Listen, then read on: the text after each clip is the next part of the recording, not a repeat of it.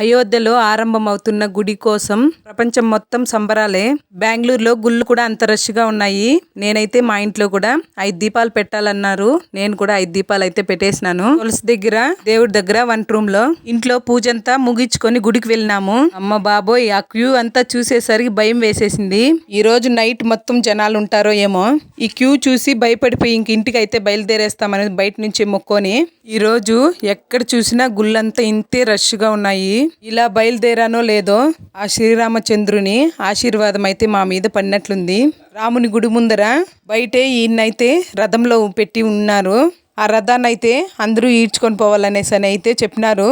అందులో భాగంగా మా అదృష్టము, మేము కూడా ఆ రథాన్ని అయితే ఈడ్చుకొని పోయినాము. అలా శ్రీరామచంద్రుడు అయితే మమ్మల్ని ఆశీర్వదించేశాడు. బెంగళూరులో రామ మందిర గుడి, ఆ గుడి చుట్టూ రథాన్ని ఒక చుట్టూ వేసి అయితే ఒక చోట అయితే ఆపినారు పూజ కోసము.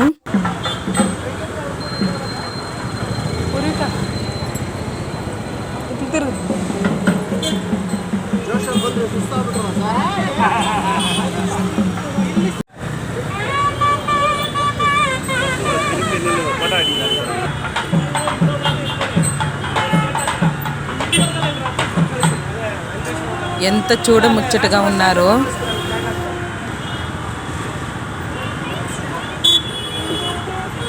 ఈ బుడ్డోళ్ళు సీతారామ లక్ష్మణుల వేషాల్లో ఎంత చూడముచ్చటగా ఉన్నారో.